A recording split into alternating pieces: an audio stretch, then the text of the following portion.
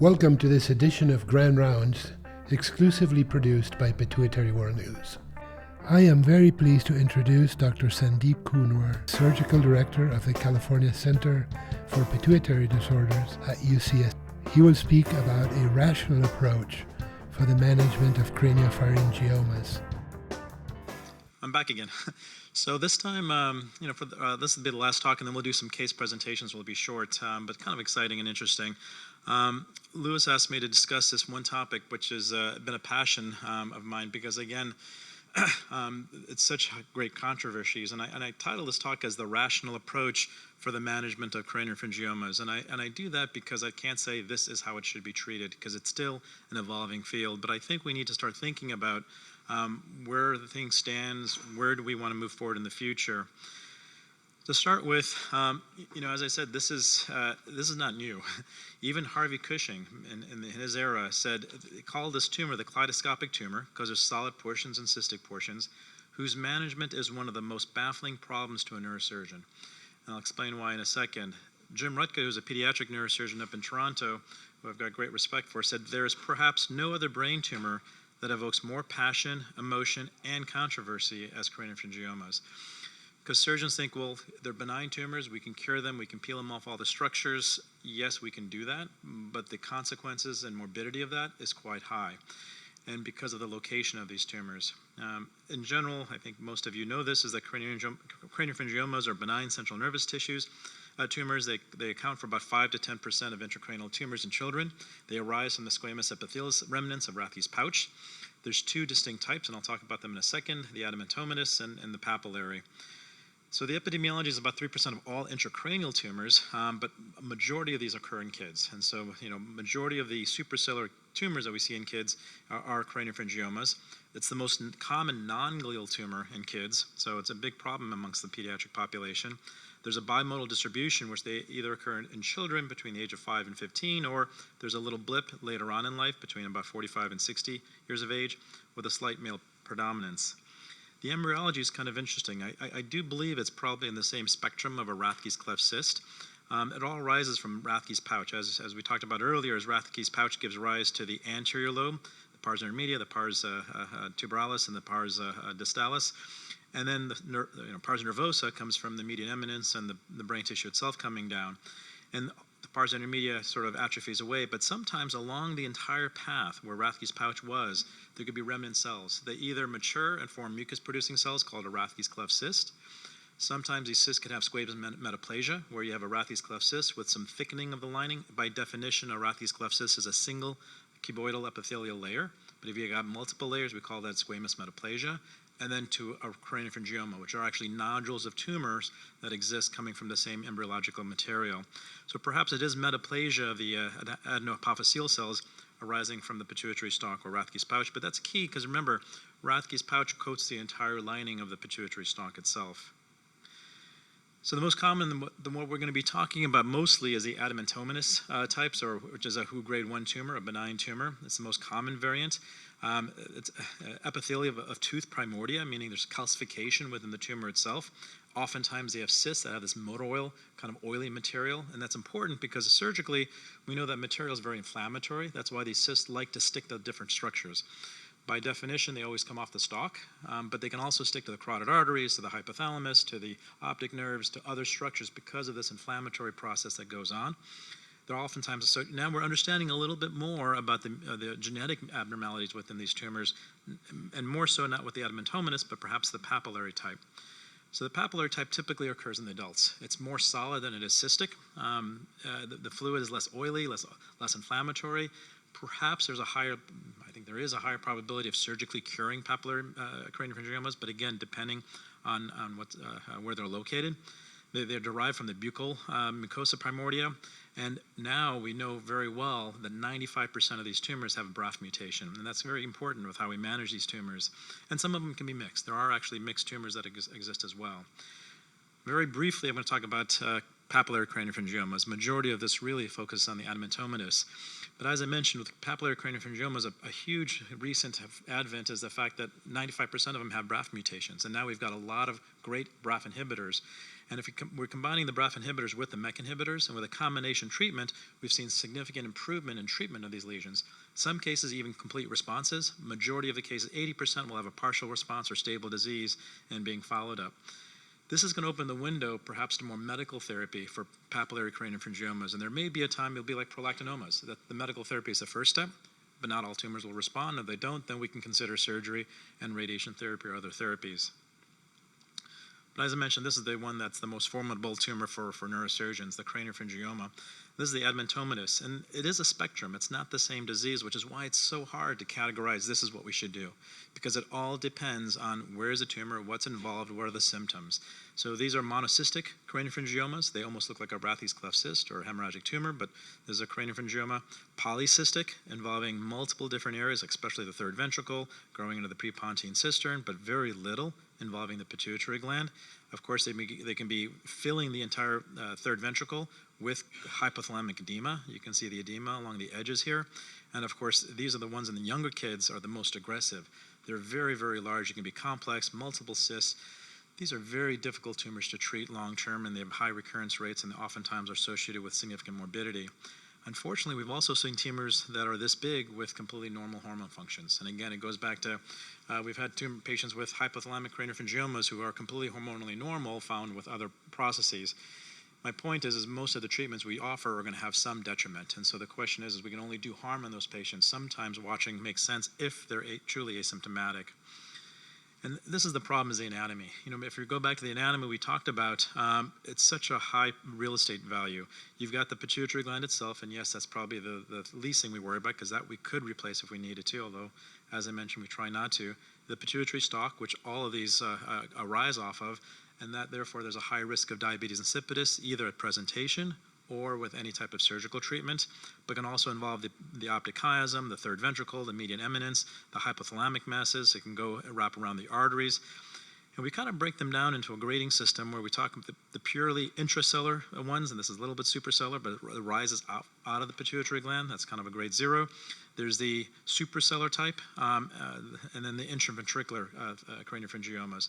These perhaps are the most challenging tumors, but also oftentimes will present with no symptoms and found incidentally.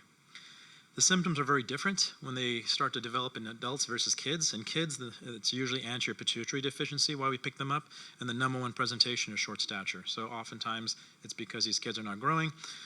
Recently we operated on a child who was 7 years old who literally had the face of a 2-year-old, and trying to work through the small nostrils is always a challenge.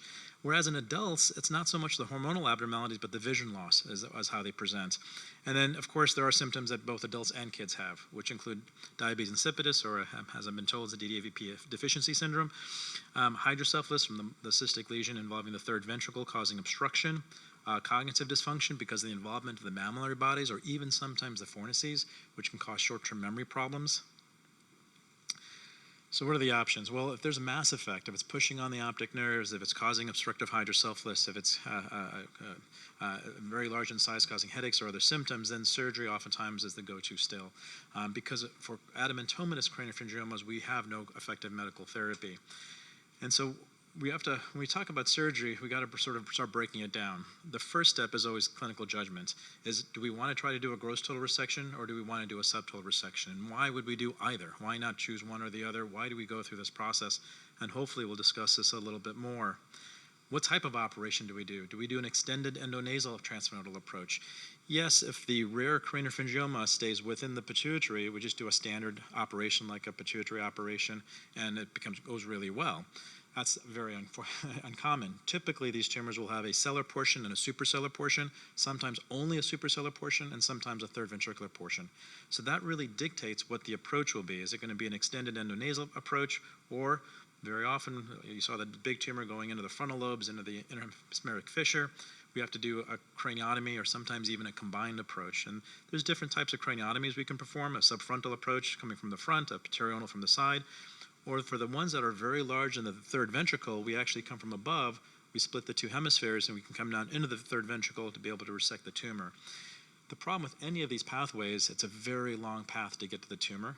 And of course, we're surrounded by some very critical structures, and because of these tumors, the nature of these tumors, they could be adherent to many of these tissues. One of the advantages to surgery, you get tissue diagnosis. For the most part, the radiographic findings are pretty classic, but again, it confirms a diagnosis. Most importantly, you can decompress the optic nerves if there's vision loss, decompress the hypothalamus. We had a patient from actually LA who had a third ventricular craniopharyngioma that was very cystic.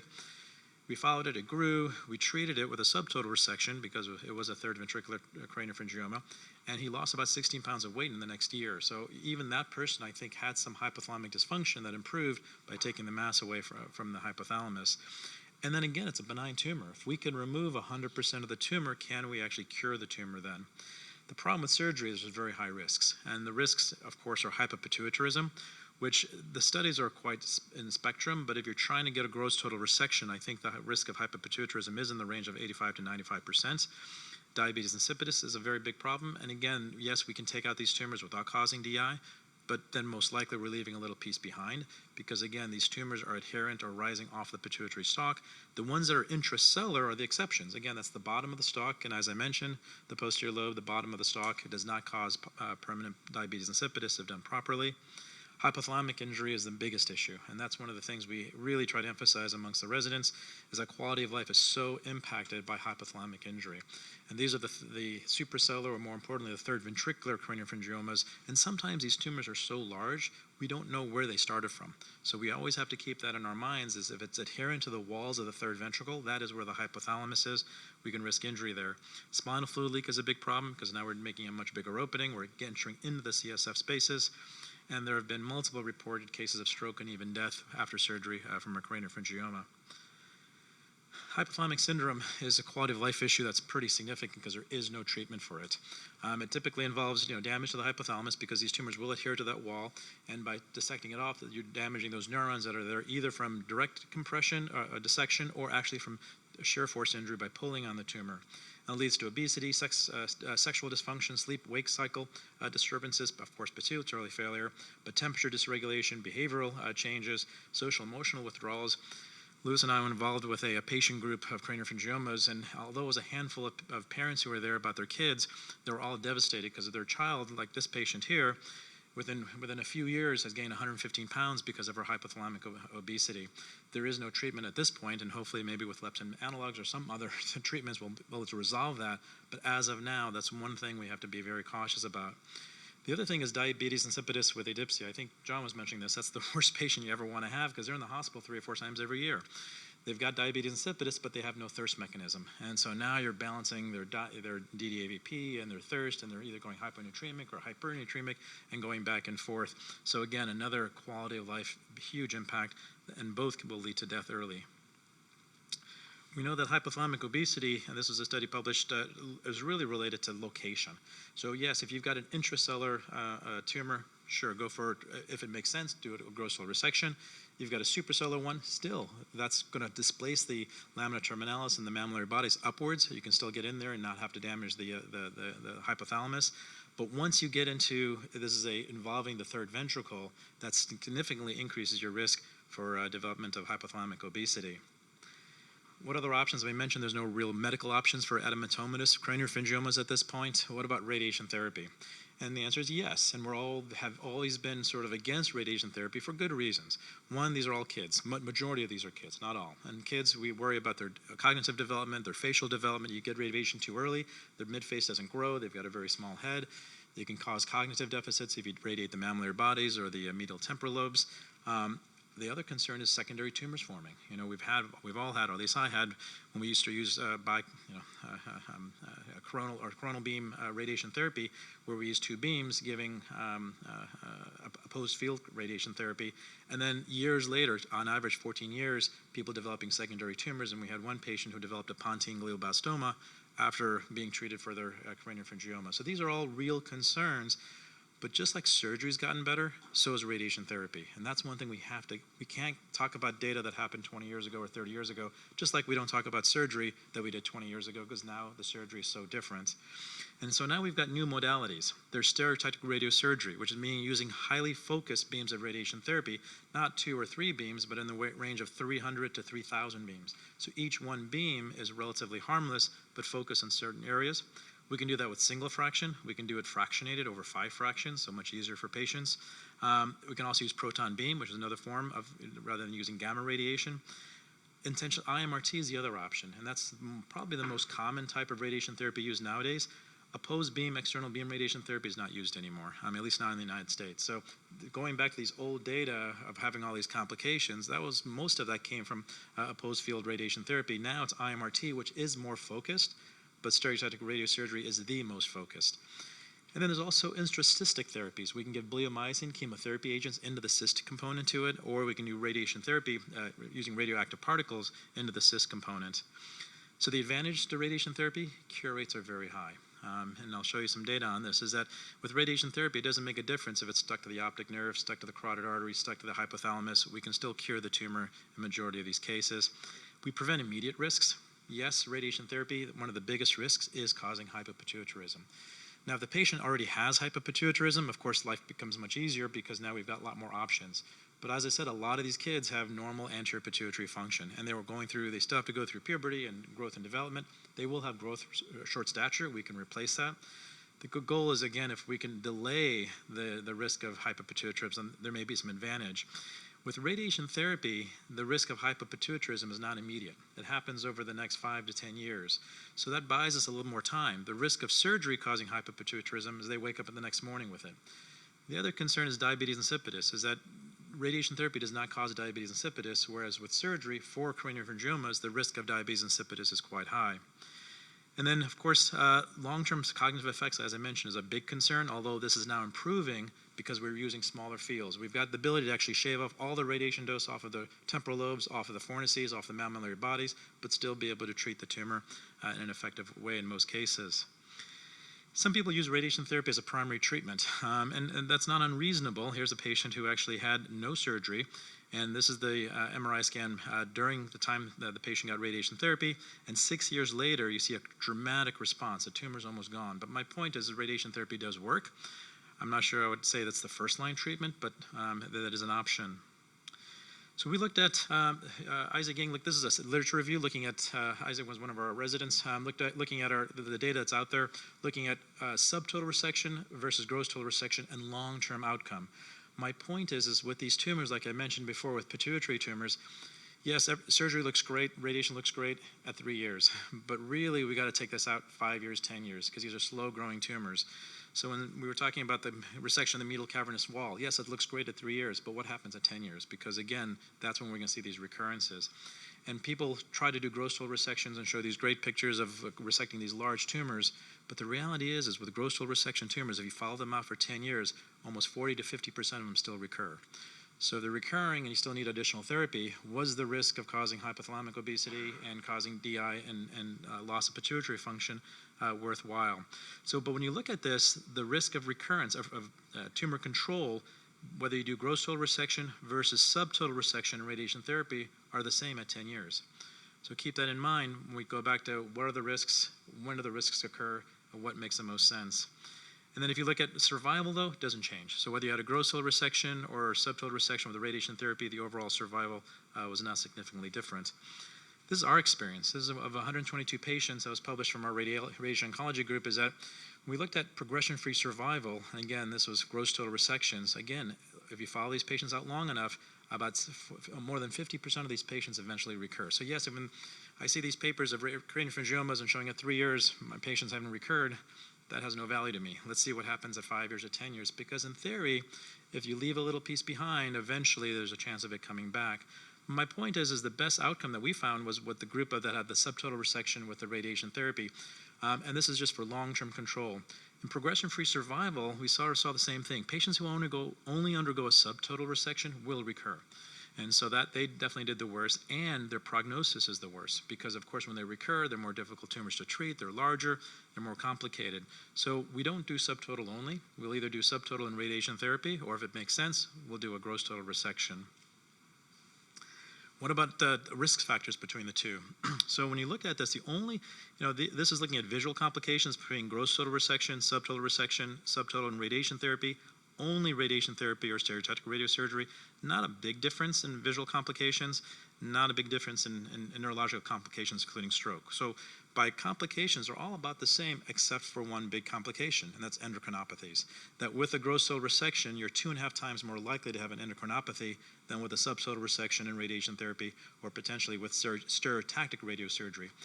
With external beam radiation therapy, we know 80% of those will become panhypopit, but if we can focus the radiation down, we perhaps can preserve the function. And of course, you have to take all this into consideration as what does the picture look like. If a patient already comes to me with panhypopituitarism and diabetes insipidus as they're presenting symptoms, that changes my algorithm versus a patient that comes to me with vision loss but completely intact anterior pituitary function and no DI. Then I change my algorithm as to what makes the most sense. And I think, this is a quality of life assessment that was done by Ali. And what they looked at is a 5-year and 10-year outcomes of quality of life, quality adjusted life years after surgery. And the worst quality of life after surgery was those who had the gross total resection. Better was those who had a subtotal resection, mainly because, but not significantly, mainly because we're not risking the damage to the hypothalamus, the optic nerves, and the carotid arteries. The best group was biopsy, and I suspect that means biopsy means anything less than a gross total resection. It could have been a subtotal resection. Had the best quality of life afterwards at 5 years, and it became very significant at 10 years. Now, I will say things have changed with surgery. Now we're doing endoscopic removal. And with endoscopic removal, we're definitely seeing an improved quality of life adjustment afterwards because the risks are lower. I think like we mentioned yesterday, coming from meningiomas, we're coming from the center working outwards. Same thing with craniopharyngiomas. We're coming from the center working outwards, meaning we don't have to go through the brain tissue and trying to work around the optic nerve and work around the carotid artery. We can take out the tumor and dissect it away from those structures, which is much safer. So I think we'll have to stay tuned, but as of now, for the best quality of life for our patients long term for over the next 10 years, that's highly significant. It would be subtotal resection and radiation therapy. So where does this all stand? I'm not going to show videos because we saw a lot of videos yesterday, but it all spans on what is the patient doing. We can't be dogmatic about this. It really depends on, again, it goes back to the principle we're talking about, is what's best for the patient. So if the optic nerves are normal, and then a gross total resection for any of these tumors is going to run the risk of damaging the optic nerves, then I would lean towards a subtotal resection. If so either a subtotal resection, and I didn't mention this, when we looked at our data of those 122 patients who had radiation therapy, there was no difference in overall progression-free survival or overall survival, whether we gave the radiation as an adjuvant to surgery, meaning surgery, then within 3 to 6 months doing radiation therapy, versus watching those patients and doing radiation therapy delayed. And so there was no difference between the two. So that also changes my paradigm a little bit of how I treat these patients. So if they have normal function, consider subtotal resection, unless it's a purely intracellular, no supracellular extension, or clear demarcation between the optic nerves and the tumor itself. Consider subtotal resection with delayed radiation therapy or subtotal resection with adjuvant radiation therapy. The advantages to delay radiation therapy in my mind are kids. Because again, I'd rather radiate a child who's 12 years old than a child that's 6 years old. I'd rather radiate someone who's 20 years old. And the second thing is fertility. If a woman comes to me and they've got intact pituitary functions with a craniopharyngioма and vision loss, then I would say, okay, we're going to do a subtotal resection. We're going to try to get her through fertility, and then we'll give radiation therapy at some point delayed. There's no downside in delaying the radiation therapy. The risk is the tumor can grow back, but we'll be monitoring that. And so that's sort of an algorithm. If the advantage of delaying radiation therapy in my mind, I think eventually it is going to be needed, although some of these tumors we followed up to 10 years, 15 years was the longest, showing no growth. These tumors can grow back, and it's not that the solid tumor grows back fast, the cyst can grow back very fast. So we have had patients who had dramatic improvements, and then within a year or two, their cyst comes back and they've got recurrent symptoms of vision loss. So if there's no reason to hold off radiation therapy, yes, it makes sense. But if there's a reason because of age, because of fertility, because we want to delay, remember, if we give radiation therapy, we still have another 5 to 10 years before we see the effects of the hypopituitarism in those patients. So if they've got visual compromise, then yes, surgery is definitely recommended. We don't watch those patients, obviously. Tumor location, intracellular tumors, we always go for gross total resection. As long as if they don't have DI, then I'll be very careful of the stalk. I may leave a remnant along the stalk, but if they've got DI, intracellular tumor, we can cure all those. So gross total resection is the recommended approach. For the supracellular, it depends. If it doesn't involve the third ventricle, if it's lifting up the lamina terminalis and the chiasm, perhaps we can try to do a gross total resection. If there's any concerns, again, we stop it, do a subtotal resection, and then the question is, do we delay the radiation therapy or give it early? A 50-year-old, I would give right away. There's no advantage in delaying it. 3 to 6 months later, let everything heal, and then give radiation therapy. Third, ventricular involvement, I'd be very cautious. These are the tumors where I think all we can do is harm. And so, again, with the data showing the overall outcome for progression-free survival and overall survival is the same, why take that risk? I would always do a subtotal resection and either delayed or adjuvant radiation therapy. Hormonal status, as I mentioned, it's the diabetes insipidus I'm most concerned about. I do feel, and this is a personal feeling, and I think, patient experience, I'd love to hear what people's discussion is. We can, cortisol deficiency is difficult. Thyroid deficiency is very easy to treat. Sex hormone deficiency is treatable. Not ideal, but sometimes we have no choice, and oftentimes the patients already have hypogonadism. But when someone has diabetes insipidus, that definitely changes their lifestyle. That definitely has an impact of quality of life. If they go running, if they go biking, if they're kids, they're going to college, they're binge drinking, all these things can impact their management of their diabetes insipidus. My point is, if they don't have diabetes insipidus, in my mind, it's just as important to try to avoid it. If they already come to me with diabetes insipidus, then yes, gross total resection makes sense. Then we can't make things worse. Then let's try to see if we can take it all out and avoid the radiation therapy in those situations. So gross total resection becomes, the preferred approach. But again, if it's stuck to the artery, stuck to the optic nerve, we leave a piece behind and either do adjuvant radiation therapy or delayed radiation therapy. And then in kids, we have a lot of these children who have these large tumors, and yet anterior pituitary function is intact and they don't have DI. So what do you do with these kids? So in those situations, oftentimes we'll do a subtotal resection, knowing the tumor will come back. And I counsel the patients, the parents, this is not a curative operation. It's to get the hypothalamus out of trouble, the optic nerves out of trouble, debulk as much of the tumor as we can. Oftentimes I stay subcapsular. If it's an extra-arachnoid, we'll dissect it. If it's next to the stalk or the artery or the hypothalamus, we leave that wall alone. And we know it's going to come back. But again, we've had our greatest success was a girl who was 6 years old. We got her through puberty, and when she was 12, the tumor came back. And so we treated her again with surgery. And when she was 21, we gave her radiation therapy. But the parents were very thankful because she went through puberty, went through college, and then, of course, now she became panopipit, but she never developed diabetes insipidus. So again, I think there's a value add for quality of life if you plan it out and customize it for that patient themselves.